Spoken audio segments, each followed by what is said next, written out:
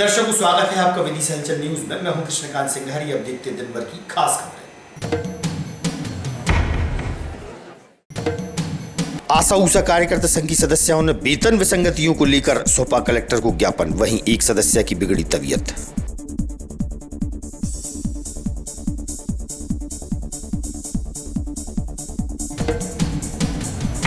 भोपाल में इलाजरत है गुनगुन। रजक मालवीय समाज के लोगों ने सहेली मुस्कान राजपूत को शीघ्र गिरफ्तार करने की मांग।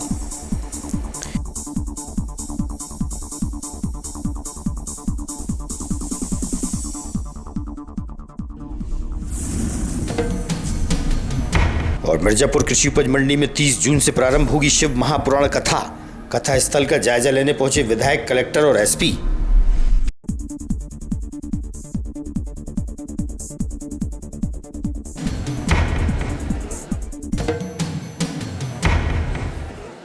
अब खबर विस्तार से। विदिशा जिले में वैध ठेकेदार धनलक्ष्मी कंपनी ने जिले की सभी खदानें सरेंडर कर दी हैं। जानकारी है कि रेत कंपनी ने सरेंडर करीब 3 माह पहले कर दिया था। विदिशा प्रदेश स्टेट माइनिंग कॉरपोरेशन लिमिटेड द्वारा विदिशा जिले रेत खदान के लिए नीलामी की विज्ञप्ति भी जारी कर दी है। इसके बाद भी धनलक्ष्मी के द्वारा चेक पोस्ट बनाई गई है। इस अवैध परिवहन करने वाली वाहनों की मिलने वाली पर्ची दी जाती है, उसको चेक किया जाता है, न कि खनिज विभाग द्वारा और एटीपी जारी की है कि नहीं, यह चेक किया जाता है। करोड़ों रुपए का चूना एवं राजस्व को हानि कंपनी के द्वारा पहुंचाई गई है। शासन का गलत फायदा उठाकर कंपनी के द्वारा जांच चौकियों की निगरानी में अवैध परिवहन कराया जा रहा है। वहीं ग्रामीण क्षेत्र में छोटे छोटे नालों से निकलने वाली बजरी को स्थानीय ग्रामीण अपने झोपड़पट्टी में बरसात से बचने के लिए डालने के लिए निकालते हैं। कंपनी के गुंडे ग्रामीणों के ट्रैक्टर ट्रॉली को पकड़कर शासन में राजसात करने की धमकी देकर 20 से 25 हज़ार रुपये अवैध रूप से वसूल लेते हैं। जबकि सरकार ने भी पंचायत में निकलने वाले गौड़ खनिज को स्थानीय ग्रामीणों को रॉयल्टी से मुक्त कर रखा है। तहसीलदार संदीप शर्मा से हुई इस बारे में चर्चा। कि माननीय मुख्यमंत्री जी के निर्देश हैं कि कहीं पर भी किसी भी प्रकार के खनिज पदार्थ का परिवहन नहीं किया जाना है, केवल जो वैध है उन्हीं का परिवहन किया जाना है।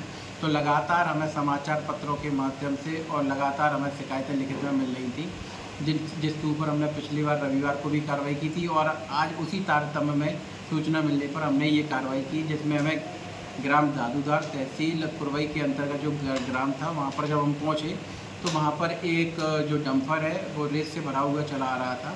जब वाहन चालक से हमने पूछा कि इसकी ईटीपी या अन्य कोई यहाँ पर वैध दस्तावेज है तो वो कोई दस्तावेज नहीं दिखा पाए। उसके उपरांत हमने उसको जब्ती की कार्रवाई करके और शासकीय अभिरक्षा में थाने में रखवा दिया। बाकी का जो प्रतिवेदन तैयार करके हमने एसडीएम महोदय को भेज दिया। ये अपने जो छोटी पठारी गाँव पड़ता है उसके नज़दीक एक घाट है, वहाँ से ये लेके आ रहे थे और जब हमने इस वाहन को जब्त कर लिया तो वाहन जब्ती के संबंध में बीना निवासी वसीम खान जी यहाँ पर उपस्थित हुए। उनसे हमने जब पूछा कि भाई आप ये वाहन किस आधार पर चला रहे हैं, आपके पास इसके कोई वैध दस्तावेज या रेत परिवहन के लिए कोई ईटीपी उपलब्ध है, तो उनके द्वारा कहा गया कि जो धनलक्ष्मी कंपनी जो चला रही है बोले वो केवल हमें भरकर देती है, ईटीपी देने से वो मना कर देती है। आशा ऊषा कार्यकर्ता संघ के बैनर तले आशा ऊषा कार्यकर्ताओं ने कलेक्ट्रेट पहुंचकर ज्ञापन देते हुए विभिन्न समस्याओं का हल करने की मांग की है। कार्यकर्ता संघ की जिलाध्यक्ष दयाबाई अहरवार ने बताया कि पूर्व मुख्यमंत्री द्वारा सभी आशा ऊषा बहनों सहयोगिनियों का मानदेय बढ़ाया गया था, लेकिन तब से ही किसी भी कार्यकर्ता को बढ़ा हुआ वेतन नहीं मिला है। उल्टे उनके वेतन को काट कर दिया जा रहा है, जिससे उनके परिवार के सामने आर्थिक परेशानियां पैदा हो रही हैं। कलेक्ट्रेट पहुंचकर उन्होंने धरना प्रदर्शन किया। इस दौरान संघ की जिलाध्यक्ष दयाबाई अहरवार की अचानक तबीयत भी बिगड़ गई और वह बेहोश होकर गिर पड़ी। जिला अस्पताल एम्बुलेंस की मदद से उन्हें भेजा गया।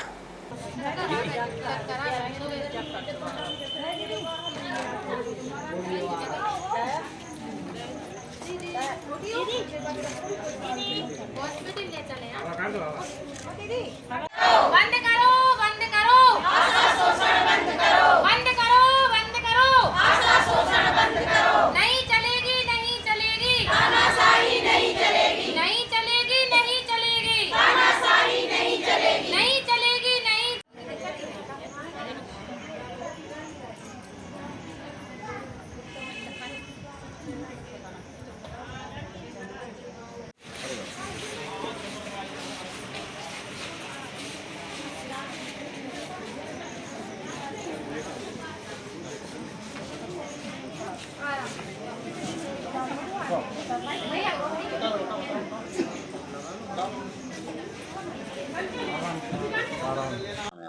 मेरा नाम ऋतु दांगी, गंजवास दास से ब्लॉक अध्यक्ष हूँ।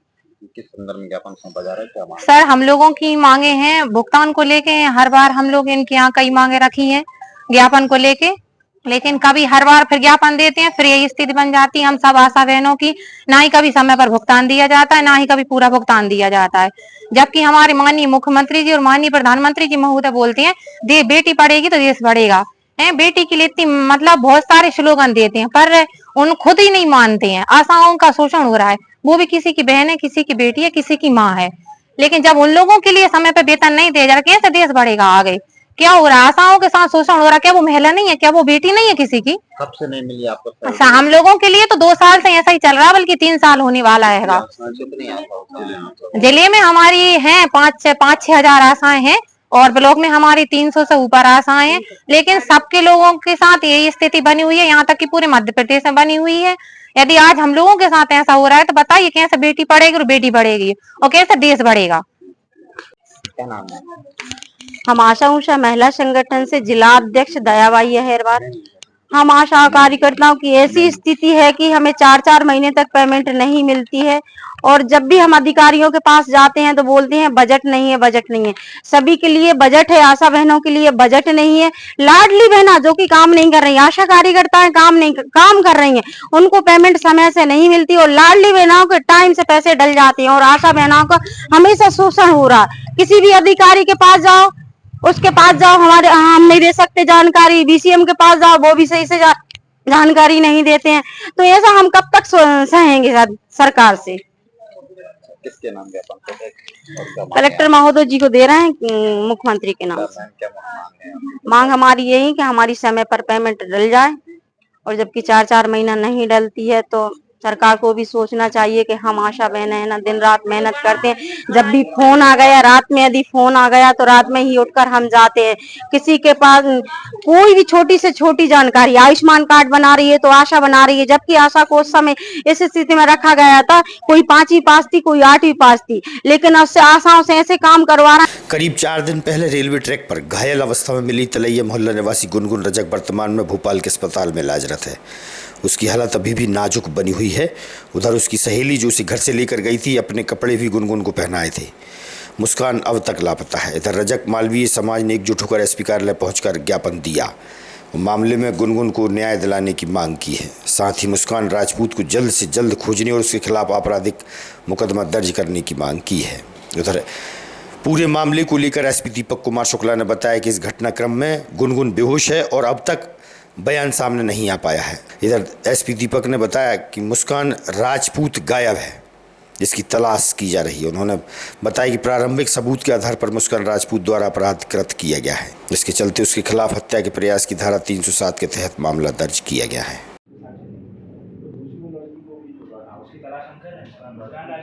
या तो ये लड़की गुनगुन सच बताएगी हमको और या तो मुस्कान राजपूत सच बताएगी और जो भी सच निकल के आएगा, जो भी दोषी होगा उस पर कार्रवाई तभी गिरफ्तारी हो सकती है। अब वो हम ट्रेस कर रहे हैं, लेकिन जब फीमेल की गिरफ्तारी तो तभी होगी, है ना?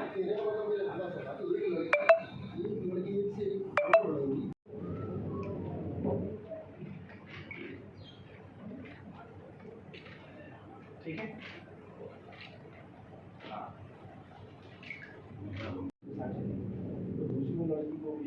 उसकी तलाश हम कर रहे हैं। मुस्कान राजपूत या तो ये लड़की गुनगुन सच बताएगी हमको और या तो मुस्कान राजपूत सच बताएगी और जो भी सच निकल के आएगा, जो भी दोषी होगा उस पर कार्रवाई तभी गिरफ्तारी हो सकती है। अब वो हम ट्रेस कर रहे हैं, लेकिन जब देखिए, लगभग 3-4 दिन पहले हमारे विदिशा हेडक्वार्टर में रेलवे स्टेशन ट्रैक के पास में एक 19-20 साल की बच्ची घायल अवस्था में मिली थी हमें, जिसमें प्रथम दृष्टया वहाँ पे हमें एक बैग मिला था, सुसाइड नोट मिला था। लेकिन जब पुलिस उस मामले की तह तक गई, पड़ताल जब हमने आने लोगों से पूछताछ की, बच्ची के घर वालों को बुलाया, तो उसमें ये निकल के आया कि बैग किसी अन्य बच्ची का था और जो वो घायल अवस्था में बच्ची मिली थी वो कोई और थी। इससे प्रथम दृष्टया मामला संदेहास्पद प्रतीत होता है। इसमें चूंकि बच्ची चोटिल अवस्था में थी तो उसको देखते हुए हमने धारा 307 के तहत प्रकरण इसमें थाना कोतवाली में कल दर्ज किया है और अभी बच्ची इलाजरत है एम्स भोपाल में। बच्ची की कंडीशन स्टेबल है और हम आशा करते हैं कि जल्द ही वो रिकवर करेगी। और इसमें जो 2 बच्चियां वहां पे निकल के आई हैं, उनमें से कोई भी एक जब हमारे सामने आएगी और पूरे उनके विस्तृत कथन होते हैं, पूरे घटनाक्रम का इसमें खुलासा जी अपना परिचय देते हुए और इसके संबंध में आपने ज्ञापन सौंपा, क्या पूरा घटनाक्रम? शैलेंद्र सरवैया, पार्षद, रजक समाज का परिवार का सदस्य हूँ और आज 11 तारीख को एक घटना हुई है। मालवीय रजक समाज की एक बच्ची रेलवे पटरी के पे मिली है संदिग्ध स्थिति में। उसके लिए हमने मुख्यमंत्री को एक ज्ञापन सौंपा है, एसपी साहब को। रजक समाज और महिला और पुरुष सब लोग एक साथ मिलके कि उसकी एक जांच हो जाए। अभी तक लड़की की तबीयत बहुत ज्यादा खराब है, एडमिट है वो। हम चाहते हैं कि उसकी निष्पक्ष जांच हो। कल उसमें एफआईआर तो एसपी साहब ने कायम करवा दी है, लेकिन अभी तक जो लड़की उसके साथ में थी मुस्कान राजपूत, उसको पुलिस अभी तक खोज नहीं पाई है। और एक कोई लड़का भी है, कोई नाम है उसका, उसके कोई साथ में था उसके मुस्कान राजपूत के साथ में। हम चाहते हैं कि उसकी भी गिरफ्तारी हो और एक गरीब परिवार, मालवीय परिवार दृष्टि में क्या लग रहा है, क्या हत्या करने का प्रयास किया? ये हत्या करने का प्रयास है, एक साजिश के तहत हत्या करना चाह रहे थे ये, उसमें कामयाब नहीं हुए हैं। हम चाहते हैं इसकी निष्पक्ष जांच हो। समाज के सभी धन्यवाद। समाज सेवी हूँ। हमारे समाज में एक लड़की हमारे गरीब परिवार की गुनगुन मालवीय नाम से, तो उसकी एक फ्रेंड है मुस्कान राजपूत, वो उसको बेहला फसला के घर से लेगी। दोनों एक दूसरे की सहेलियां थी, तो इस वजह से घर वालों ने मना नहीं किया, तो उसको घर से वो ले गए। 3-4 बार घर पे आए, उसने मना भी किया कि घर में काम कर रही हूँ, अभी नहीं जा पाऊंगी, लेकिन उसके बावजूद भी वह उसको ले गई और घर पे ले जाके उसको मारा पीटा और अपने कपड़े पहना के उसको उसके मुंह पे जो भी पत्थर मारा कि जाके उसका चेहरा खराब हो जाए, लोग समझे कि मैं मर गई, और उसको पटरी पे पटक दिया। लेकिन वो जीवित थी। उसके पास में एक सुसाइड लेटर मिला है, वो भी उसी के नाम से मिला हुआ है। तो उसमें उसके भैया दृष्टि में क्या लग रहा है, समाज को क्या? समाज यही चाह रही है, समाज यही चाह रही है कि कम से कम न्याय मिले उसको। लड़की क्या वेंटिलेटर। मेरा नाम है नीलम मालवीय, मैं सचिव हूँ महिला मोर्चा की, और हम ये चाहते हैं कि उसे कड़ी से कड़ी सजा मिले, जिसने भी ऐसा किया है ना। ये मुस्कान राजपूत और उसके साथ जो भी था, जो भी है, जितने घर वालों को उठाओ नहीं, उसके घर वालों को। घटना ये थी कि वो सुबह उसे लेके आई थी, मुस्कान राजपूत कॉलेज लेके आई थी उसे, पेपर का घर से झूठ बोल के लेके आई थी कि पेपर है इसका। तो वहाँ पे जाके हमें ये नहीं पता कि क्या हुआ क्या नहीं हुआ, पर हम ये चाहते कि उसे कड़ी से कड़ी सजा मिले। आगामी 30 जून से विदिशा मंडी में पंडित प्रदीप मिश्रा की कथा का आयोजन होने जा रहा है। आज जिला प्रशासन और आयोजन समिति ने कथा स्थल का निरीक्षण किया। बताया गया कि 30 जून को अंतर्राष्ट्रीय कथावाचक पंडित प्रदीप मिश्रा द्वारा शिव महापुराण कथा का आयोजन विदिशा में होगा। कृषि उपज मंडी मिर्जापुर में कथा पंडाल सजाया जा रहा है। यहाँ की व्यवस्थाएं और लाखों श्रद्धालुओं के पहुंचने के चलते तमाम व्यवस्थाओं का जायजा लेने के लिए विदिशा विधायक मुकेश टंडन, कलेक्टर बुद्धेश कुमार वैद्य, एसपी दीपक कुमार शुक्ला सहित अन्य अधिकारी और आयोजन समिति के सदस्य कृषि उपज मंडी मिर्जापुर पहुंची, जहां उन्होंने तमाम व्यवस्थाओं का जायजा लिया। आचार्य रवि कृष्ण शास्त्री से भी इस विषय पर हुई चर्चा।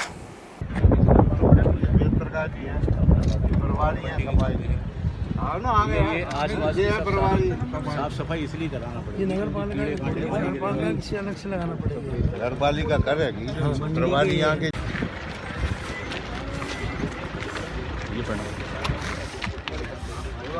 मंडी का हो सके देख लेंगे।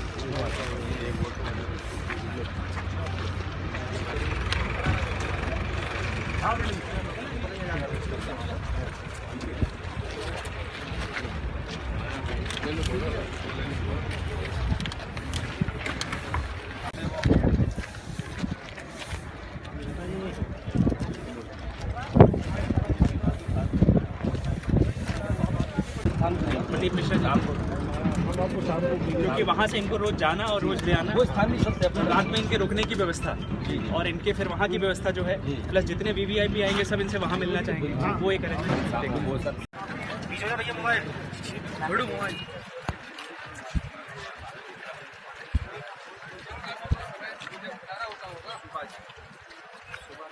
क्या नाम है और क्या है? ये मेरा नाम आचार्य रवि कृष्ण है, और आज कलेक्टर साहब, एसपी साहब, विधायक जी और सभी लोगों के साथ में कथा स्थल जो है हमारा नवीन गल्ला मंडी, इसका निरीक्षण किया गया है। तमाम व्यवस्थाओं को लेकर कि कैसे कहां से पब्लिक का आना होगा, कहां भंडारा प्रसादी होगी, किस प्रकार से ये कथा अच्छे ढंग से संपन्न होगी, कहां ट्रैफिक व्यवस्था हमें किस ढंग से देखना है, इसका निरीक्षण आज किया गया है। कब से कथा चालू है और ये अपनी कथा 30 जून से लेकर के 6 जुलाई तक संपन्न होगी इस मंडी प्रांगण में पंडित श्री प्रदीप मिश्रा जी सीहोर वालों के मुखारबिंद से, जिसकी कलश यात्रा भी भव्य रूप से निकाली जाएगी, जो 29 जून को देवी के बाग से प्रारंभ होकर के नगर के मुख्य मार्गों से होती हुई इसी कथा स्थल पर संपन्न होगी। किया जा रहा है। ये जो माननीय अंतर्राष्ट्रीय हमारे राष्ट्रीय महान कथावाचक श्रीमान प्रदीप मिश्रा जी की कथा का आयोजन 30 जून से 6 जून के बीच में यही मंडी प्रांगण में होने जा रहा है, जिसकी व्यवस्थाओं को देखने के लिए प्रशासन के साथ हम सब जनप्रतिनिधि लोग आए थे और यहाँ पे 30 जून से 6 जून के बीच में जो कथा होना है, टेंट वेंट लगना है, उसकी तैयारियों को देखने के लिए आए।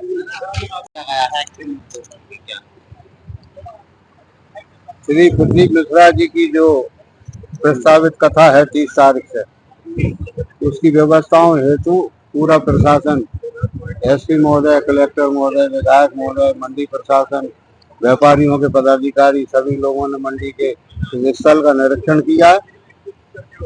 स्थल तो उनको जम गया है, हम लोग भी ठीक में सहभागी हैं क्योंकि धार्मिक काम है, लेकिन उस समय किसानों का थोड़ी परेशानी का समय जाएगा। खाद डीजल बीज के लिए उनको माल बेचना अनिवार्य है, 15 से 20 दिन उनको बहुत परेशानी होती है और वही पीरियड रहेगा। हमने प्रशासन से मांग की है कि पुरानी मंडी में, क्योंकि नीलाम भी कम आएगी लेकिन जरूरतमंद आएगा, वो किसान परेशान ना हो, 8 से 10 दिन के लिए पुरानी मंडी में नीलाम कार्य किया जाए और यहाँ पूरी व्यवस्था है। आज शाम को एक प्रस्तावित 5 बजे एसपी महोदय की यहाँ बैठक है, उसके बाद पूरी रूपरेखा तय होगी। आज की खबरों को देते हैं पर विराम। आगामी खबरों के लिए आप देखते रहिएगा विदिशा न्यूज। रहिए अपडेट। नमस्कार।